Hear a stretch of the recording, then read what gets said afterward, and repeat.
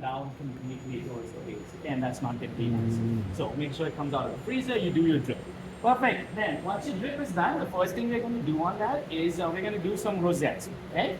Now you do have your buttercream that we did leave sitting out. Now, this buttercream did have white chocolate in it, right? So, ideally, when you are working on a cake and when you're kind of halfway done to it, what I would recommend is always leave your buttercream at room temperature. Try not to put it in the fridge. Because if you put it in the fridge, it hardens up and then now you need to take it on a water bath and start to melt it down. Okay? If you in an industry setting or if you are in a cake business, what you would do is have a huge, have multiple tubs of buttercream in the fridge, and every day you would pull out one in the night before you left for home, so that next day morning it was ready. Okay? Now, please keep in mind this one does have egg whites in it, so ideally the shelf life for that is about 5 days out at room temperature. After that, you need to taste it, you need to check it. If you begin to see any kind of, if it's tasting sour or you see any mold growing, you gotta throw it. So, again, if you are in Alberta and you are doing cakes from home, this is a buttercream you cannot be using because of the egg whites. Okay, so don't even try. The fines are pretty heavy if you do get caught with it. Okay, now once you get your buttercream, this buttercream, because it's been sitting overnight, it would have just kind of got a little firmer compared to what it was yesterday when it was freshly whipped. You can see that as well just when I take it out, right? You see, it doesn't have that shine on it anymore. It does have a little bit of shine, but it's not as much as we want it to be. So, anytime you start to use the buttercream, the first step you want to do is just mix it up a little bit. Okay? What that does is, especially with the white chocolate, it just breaks up that the binding that's in there, and your buttercream is gonna be nice and shiny. If your workplace is really cold and the buttercream is too stiff, I would even take this on the water bath for a little bit, just to make sure it's nice and soft. But this one, the temperature here is perfect. I think this should be good. See that? Much better consistency, much better texture.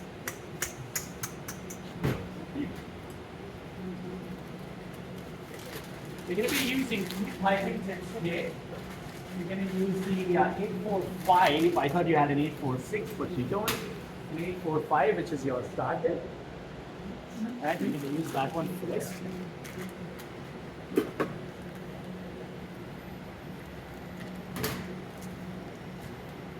So you might wonder why every time when I cut my piping bag, I throw this down, this little piece down, because I don't like these things. When I worked at the Lake Louise, we used to make a tiramisu in a glass, right? So the best way to fill those was we would get the glass in the glass racks, and then you would just, instead of taking them out and moving them, you keep them in the rack, and then you would just pipe your tiramisu right inside the cup. Right? It was really convenient. So one day, someone was making the tiramisu. I didn't know who it was. Someone made it. Right? I went to the restaurant. The guests ate it. As soon as they ate it, they found one of this. Now, when you live at the Fairmont Chateau Lake Louise, you're not paying $50 a night for a room. You're paying upwards of $300 a night for a room. So meals costing you at least $50 per head, right? So, some people would let it go, right? Some people don't let it go. Fortunately, that guest was not willing to let it go. So I got called in. It was like 9 o'clock in the night. I wasn't even at work, but we lived just behind the hotel with staff accommodation. So I got called in, and then the guest just got this crazy. He was like, oh, I would have choked on this, I would have died on this. And I'm like, no, I don't think so. But he just kept going. So that went on. And then he escalated it to the general manager of the hotel. Eventually, his entire stay, so he was staying for 3 days, entire stay was free. Meals, everything was free, and they even offered him when he comes back again, it's gonna be free. Wow.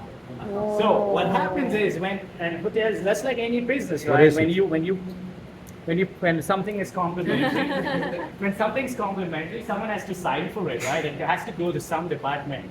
So at the end of the week, I get a bill. I didn't have to pay for it; like the department pays for it. It was in upwards of $4,000. So that's how much that little thing costed. So that's why. So like next time I cut it, I'm just throwing it on the ground and I stomp on it. So that's my revenge. Good. Okay, so let's get going with some rosettes. Did you folks do some rosettes in the cookie class? Nope. Not- So in order to do a good rosette, there's one thing that's really crucial. Right? It's the consistency of either your buttercream or your whipping cream. If it's not stiff enough, your rosette just won't hold its shape and it will just collapse. Okay?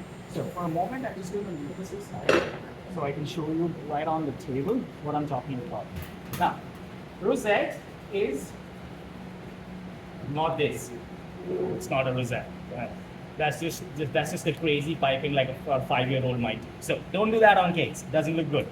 When you do a rosette, your hand needs to move in a circular motion. Okay? So you're gonna start off, have a starting point again. I'm not squishing down all the way, I'm slightly higher. You start, you go all around, and then you turn it up. Okay? So I'll show you one more time. So you start, you turn, when you reach the center, you stop, and then you just move it away. Okay? That's what a rosette looks like. Sometimes, if you like, you can also go twice. That's what a rosette's supposed to look like. So it needs to have that nice swirling motion. Okay? Something like that just doesn't look very appealing.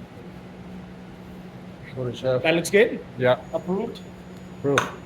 Instagram good. Alright. So now we're going to do that on our cake. Before you get to doing it, just make some pointers for yourself so you know exactly where you're going to do. So you're going to do 8. You're going to do 8 rosettes on this one. So think of this as a face of a clock. Alright, so you're going to first make a pointer for yourself at 12, one at 6, one at 3, one at 9. Okay? Grab your bag. And then you can start off. Again, you can start off any place you choose to. Maybe I'll go here. And you're going to do the double rosette. Okay, so you're going to go over twice.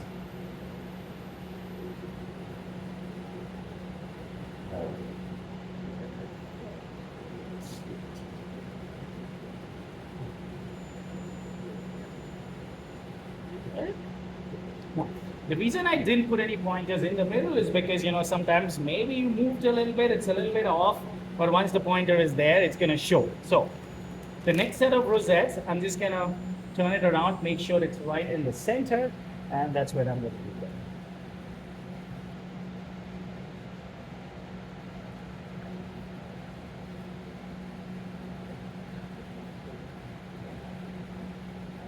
All right, so that way you'll get really nice, consistent 8 rosettes. Okay, so got some pearls.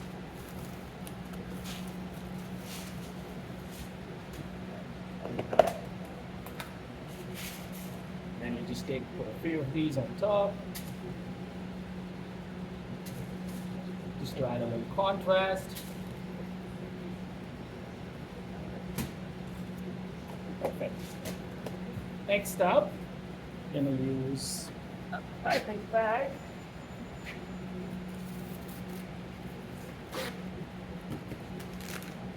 And that is 802.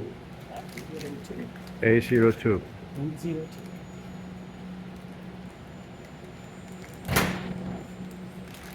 You dropped $4,000. Yeah. I did.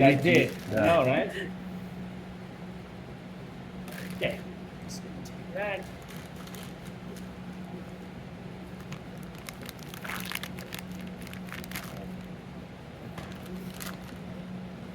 Okay. Now, when you do your base,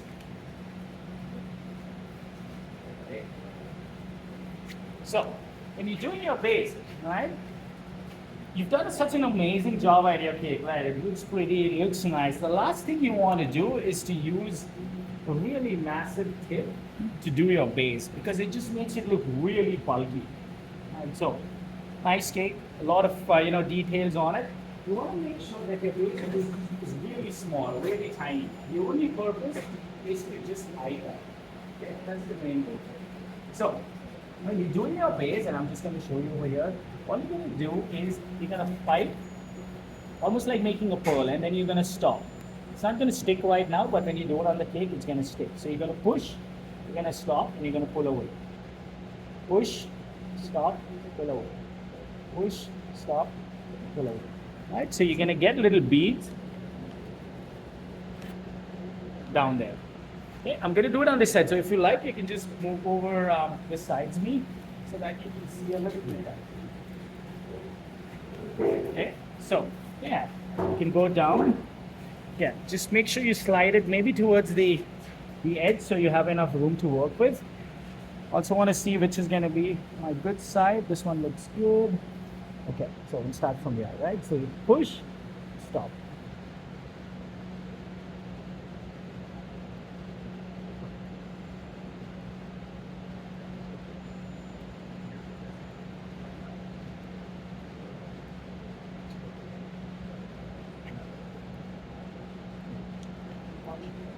This one.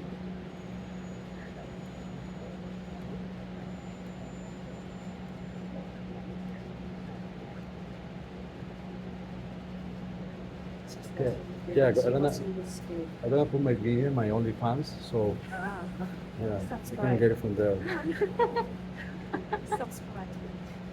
Subscribe. Subscribe. Yeah, you just like comment. You just give your channel names. Food porn. I give you a commission, chef. Food porn. No love, chef. No love. Keep the concentration. There you go. Getting it. Jose is just distracting me. Sorry. All right, no, I'm just kidding. It's all good. Okay, so we're just gonna go all around. Now, obviously, you wanna practice that a few times before you go on to your final cake. So use a cake tin, just like what you did yesterday. Use a cake tin, place that. But you're gonna have to place some weight on it because it's gonna slide. You don't need two boards. Even you can do it on just one 8-inch board. I'm trying to think what weight is there. I think I have some weights back there actually inside. What about a deli with water on top? What if the water spills? You're gonna make Well, such a mess. you put a lid. Okay, I have like actual weights. Okay. I'll Yeah, give you actual actual weights, so you can just place that on top. Okay. Sounds good, chef. But if you want to live life on the edge and put a deli on the top, please be my guest. I would love some more stories for future. I'm gonna do that for sure. No problem at all. Okay. So if I were doing this cake, if this would be my business, I would be selling this cake. The last thing I would then do is maybe have a cake topper on it. Anyone's used Cricut? Or you use that machine? Yeah, called I Cricut? use it. Not used. I don't have it, but I use it. Okay, maybe I have one at home, so I'll bring it one of the days and I can show you what it is like. Christmas is the best time to buy them. They really go on sale, but there's a few things you want to keep in mind. Right? There's two models of Cricut available. If you go on Marketplace, you'll find some for $50. But those don't work with the software online. Right? So you can't really customize anything. You have to buy cartridges and put them in. So I'll bring mine maybe on Tuesday and I can show you how to make one. So I think it'll be good to see. And it's a great tool to have. I remember when I made a cake first and I actually cut it with an X-Acto knife. Oh man, that was troublesome. So moved a long way from there now. Okay. On an average selling price for a cake like this on Marketplace, currently I think it's about $85, $90 for a 6-inch. Really? So, yeah. You think cakes are cheap? Wow. As in Marketplace, as in Facebook Marketplace, not Yeah, our yeah, Marketplace. Our Marketplace, I think it's going to be like $20. How much? Like 20 or something. 20 Yeah, something. about 20. So yeah, it should be about $20, not more than that. So we yeah, can if just you want to buy buy here, a put it in cake, Marketplace. Yeah. if you want to buy a cake, let me know. I'll give you a deal. I'll give you $15. Okay. Okay. So all you got to do is just go there, tell them you're buying your cake. Chef said it's $15. Keep the receipt, and then you can come and take your cake. Right. So we work that deal out. All right. Awesome. Questions? No questions? Okay. Alrighty. So it's 12:30. Folks, start off. I'm hoping at around 1:30 we can meet back, and we can start off on the sour cream cake, please. In the meantime, as you're done, call me.